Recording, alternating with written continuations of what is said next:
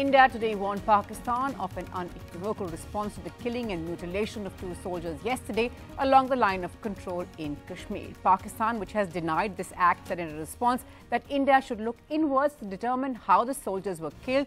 It also sought actionable evidence, as it put, India's claims and warned any disadventure shall be appropriately responded to at a place and time of their own choosing.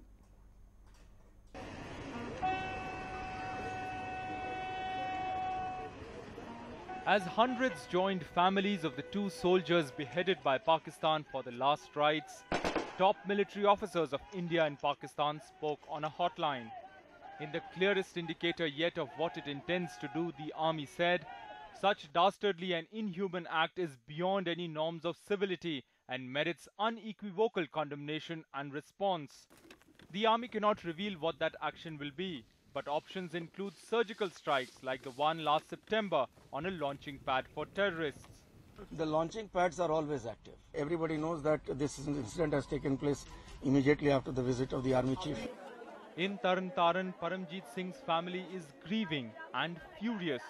ਉਹਦਾ ਸੀਸ ਆ ਉਹ ਨਹੀਂ ਹੈਗਾ ਸਰਕਾਰ ਕੋ ਮੰਗ ਕਰਦੇ ਕਿ ਸਾਡਾ ਪਰਮਜੀਤ ਸਾਨੂੰ ਪੂਰਾ ਸ਼ਹੀਦ ਦਿੱਤਾ ਜਾਵੇ ਅਸੀਂ ਅਧੂਰਾ ਚੀਜ਼ ਨਹੀਂ ਸਵੀਕਾਰ ਕਰਾਂਗੇ पापा हमारे शहीद हुए हैं तो हम एक सिर के बदले 50 सिर हम लेंगे. And in Delhi, the top brass of the BSF saluted Head Constable Prem Sagar. This is not a time to speak about that. We are here to mourn and to pay tribute to the martyr. And we are with the family, the whole force, BSF, Indian Army.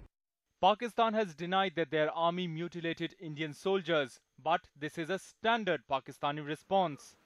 What's clear though is that LOC has become hot once again, much like previous years. There's active shelling by both the sides. The ceasefire doesn't hold on the ground. The situation has become even more complex with cross-LOC raids and mutilation of the bodies of dead soldiers. In Poonch with Vishnu Som, Zafar Iqbal for NDTV. Well, let me introduce my panel to you right away. I'm joined by Sohail Bukhari, media consultant to the government of Jammu and Kashmir, Junaid Mattu, spokesperson National Conference, Sudhanshu Trivedi, the spokesperson with the BJP, Manish Tewari of the Congress, Ajay Shukla, strategic affairs expert, and I'll be going across to Taran to speak to Ranjit Singh, the brother of one of those soldiers who has been mutilated. That's in just a minute from now. But first, Ajay, the army, as we saw in that story there, says that for obvious reasons, they cannot reveal what their next action is going to be. But surgical strikes in that report we heard was one option on the table, even while there's a debate on what the last one in September has really achieved. What would you say? See, that's the problem in a situation where 2 armies of roughly equal capability and the capability to do immense harm on each other are facing off and provoking each other. Now, you've got to calibrate your response with Pakistan. You just can't go all out, because if you go all out, you escalate beyond a certain point, then Pakistan will have little choice but to retaliate, and then this cycle of retaliation starts escalating, and then you could possibly go near the nuclear threshold, which Pakistan likes to invoke very early in any sort of escalatory crisis. So if you, on the other hand, choose to be restrained and choose to put in a very restrained response that sends a message, you run the risk of not sending the message across at all. And that's what appears to have happened in the surgical strikes. There's also the fact that when you send a message like the surgical strikes of last September, the message carries and holds good for a certain period of time. But then everybody gets back to business as usual. And this is business as usual on the LOC, brutal though it may sound. The fact is that cross killings, mutilations, carrying off of each other's heads and so on, this has been happening for a very long time now. And as long as you have these 2 very strong, heavily armed armies face to face on the LOC, it's hard to see how it can be any other way. Okay. Sudhanshu Trivedi, come in here. One option, of course, has been, talk of one option has been that we have to look at it holistically. There's no option but to engage Pakistan at one level or the other, whatever we might say and whatever the strong comments that we might make. But at the end of the day, our hands are tied in just how far we can go in coming up with a response, despite all that talk about, we'll respond in a suitable manner and we will get back and all of that. How much of that is just posturing? This is the fact that this problem cannot be dealt with one option, that is only military option. It has to be dealt with both the aspects, that is strategic and diplomatic. And our government is very serious and having firm resolve to deal these things firmly in both the aspect, and this I can say with certain evidence, like it is the only government in the last several decades which we have conducted a surgical strike and openly accepted and owned it. It means on the strategic aspect we are having a commitment and we have executed it. On the diplomatic aspect, there can be so many type of opinions and allegations and others, but this is the fact that for the first time in last year in the SAARC summit, when the two major Muslim countries of the region, Afghanistan and Bangladesh, openly criticized Pakistan, taking the name of terrorism, that Pakistan is originating terrorism in their countries. This was one of the major success on the part of diplomatic, and Pakistan is by and large isolated on diplomatic aspect. Only China is somehow taking their side, and no other major country, even their trusted allies like United Arab Emirates and Saudi Arabia, are not taking the side of Pakistan as they were taking previously. So right, government is dealing these things You would agree, properly, sir, but even America's position not really very clear. They're again talking about sitting at the table with India and Pakistan, not agreeing perhaps in the Trump administration that this is a bilateral issue, which has been India's case. So many, of course, would question how successful has this policy of alienating Pakistan on the international stage been. Mr. Trivedi, quickly, if you could respond to that.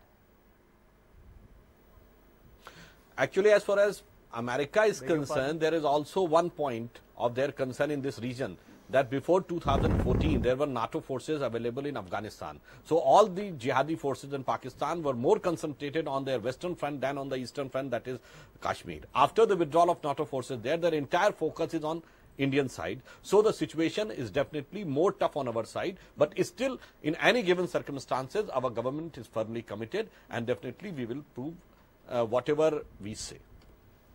Okay. Manish Tewari, would you like to comment on that? We've of course seen several strong statements by the Congress today on the government's handling of Pakistan and all the issues that have been arising. Well, Natasha, what's happened on the LOC is extremely unfortunate and needs to be condemned in the strongest possible terms. And I think the nation is absolutely one in solidarity with the families of those who've unfortunately lost their lives in this dastardly incident.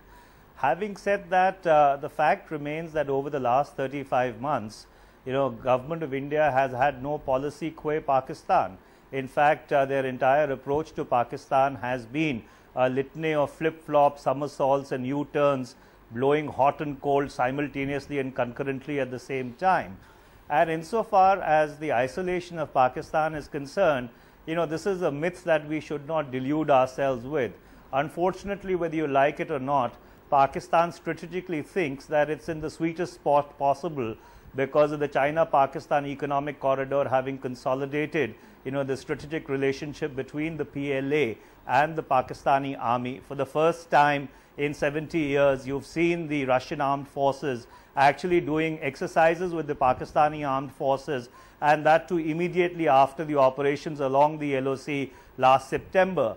Insofar as Afghanistan is concerned, General Nicholson's surge is still up for grabs. If President Donald Trump does approve it, then it'll be back to business as usual between the United States of America and Pakistan, and therefore Pakistan feels emboldened to carry out these dastardly and absolutely depraved actions. And so therefore the first thing is that we need to have a proper policy towards Pakistan. Government needs to articulate a policy towards Pakistan, and then there's an internal dimension to it. The situation in Kashmir, has gone completely belly up, and as General Malik was pointing out on your program a couple of days ago, when there is perceived weakness of governance in Kashmir, it emboldens forces across the border. We're going to get into that in just a bit. We're going to get into that, and of course we have ample reason to, given that cancelled election in Anantnag. But I'll get you in quickly, Ajay, on that before we go across to Ranji, saying India's policy vis-a-vis Pakistan. Where do we stand? Is there a flip-flop? Is there no time now but to have a concerted, strong policy with regard to Pakistan? Are you seeing any signs of any of that happening? I mean, I'm going to get into the fact that we don't even have a full-time defense minister at the moment. Well, there was initial flip-flop when Nawaz Sharif was called for Prime Minister Modi swearing in, and then talks were cancelled later after they talked to the Hurriyat and so on. But now for quite some time we've had a very consistent policy with Pakistan, and that is that we're not going to talk to Pakistan as long as it supports cross-border terrorism. Now that is the question. Is that a viable policy or not? Is that a workable policy or not? When are you going to talk to Pakistan? When you're friends with Pakistan? I mean, you need to talk to Pakistan at a time when the situation is bad, when there are things that need to be sorted out, when Kashmir is burning. And it's been seen that when you do have a dialogue going with Pakistan, things on the border, things in Kashmir tend to be more stable. So the policy itself right now, although consistent, is very questionable. Okay, policy is very questionable. So Sudhanshu Trivedi, come in at that point, please.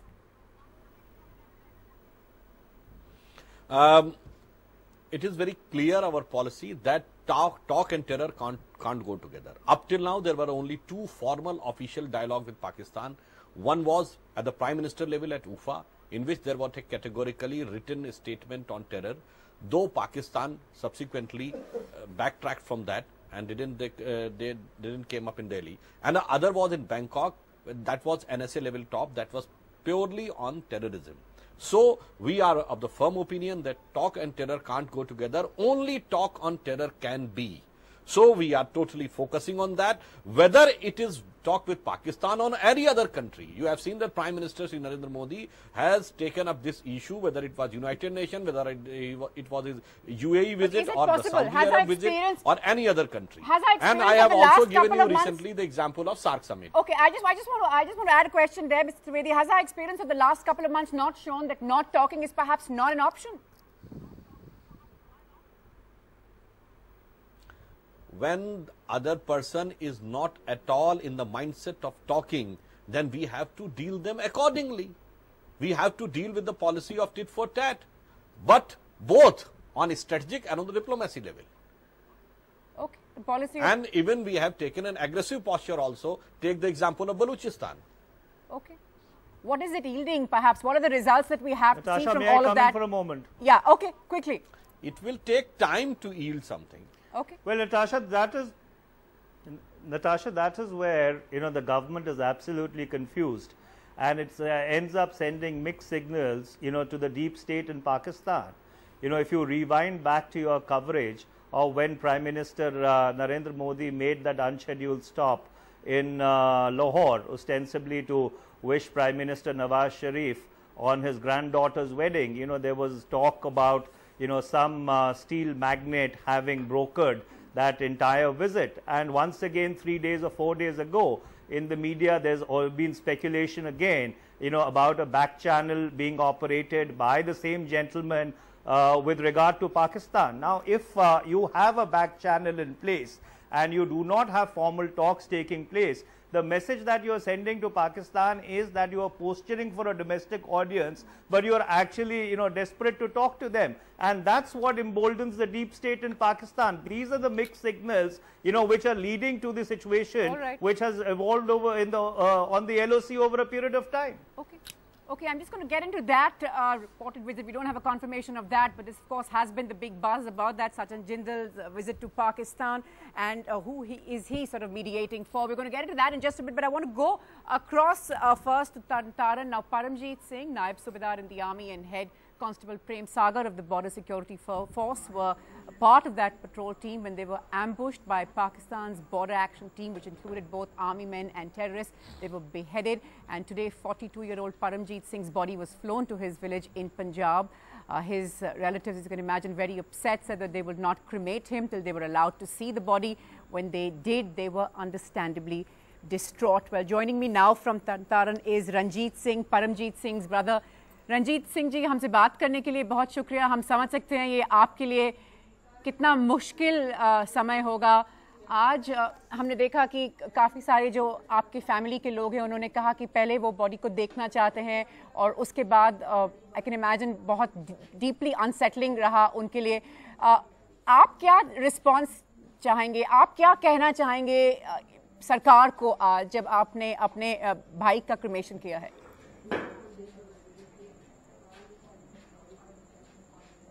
देखिए जी, वो जो body को देखने का फैसला था हमारे सारे एक परिवार का फैसला नहीं था. वो साढ़े सारे गांव का फैसला था, वो साढ़े सारे इलाके का फैसला था। असी उस बॉडी को देखना चाहते सी कि कैसे साड़ी जवान की बॉडी कैसे आई है। ये तो सभी सोचते हैं ना, रोज किया कि क्यों इस तरह आई है, ये रहता। बाकी ये सरकार से हम क्या चाहते हैं, ये तो सरकार सोचे कि ऐसी एक जवान को क्या देना है, जवान की कीमत क्या पानी है। एक एक्टर से कोई आम सस्ता हो जाता है, वो क्या करता है, कितना पैसा देते हैं। ये तो सरकार सोचे कि जवान का कीमत क्या है। ये सरकार सोचे कि हमारे जवान कितने कीमती है, पैसा कितना देना है। क्या पैसे से जवान नहीं मुड़ता, पर सरकार फिर भी सोचे कि सारे जवान की कीमत क्या कीमत है। इस लीडरों को नहीं पता, क्योंकि इसके बच्चे कभी शहीद नहीं हुए। आज उसकी 12 साल की बेटी मुझे पूछ रही है, मेरे पापे का शीश कहाँ है, मेरे पापे का सिर कहाँ है। क्या जवाब दें हम? मैं सरकार से पूछता हूँ, मुझे बताएं कि ये जवाब वो बच्ची को दो। कौन जवाब देगा? राजनाथ सिंह जी देगा, मोदी देगा, कौन देगा जवाब? वो 12 साल की बेटी पूछ रही है, हमारे पापे का सिर क्यों नहीं आया, कितने सिर आएगा? वो सिर डीग रही है, वो बोलती है मेरे पापे का सिर अभी आना है। क्या जवाब दें हम उसको? सरकार जो हो रहा है, परमजीत सिंह शहीद हुआ, पहले बड़े शहीद हुए, असी तो ये कहने भी कितना चिर शहीद होंगे। ये हिंदुस्तान कब आंखें मीट के साड़ी सरकार इन शहीदों को शहीद करवाएगी? कितना चिर साडे लोग इस शहीदों को स्वीकार करी जाएंगे? कितना चिर तबूत जलते रहेंगे पंजाब में, सारे हिंदुस्तान में? ये तो मुझे पूछना है, सभी शहीदों से परिवार से तरफ से मैं पूछ रहा हूँ, कितना चिर ड्रामाबाजी चलेगी पाकिस्तान से? बताइए ना मुझे, कितना चिर? क्या चाहते हैं पाकिस्तान? क्यों नहीं साड़ी आर्मी को आजाद कर दिया जाता कि अकेले अकेले ना मरो, सभी एक बार जुट जो, पाकिस्तान के सिक्के छुट जाएंगे। बड़ा दुख है, ये बोल देते हैं, मुझे यही दास्ते हैं ना पाकिस्तान ने किया है, हम तो इसके सुन के लाते हैं, पर एक पाकिस्तान को ठीक कब करेंगे? मैं तो ये पूछना चाहता हूँ मैडम,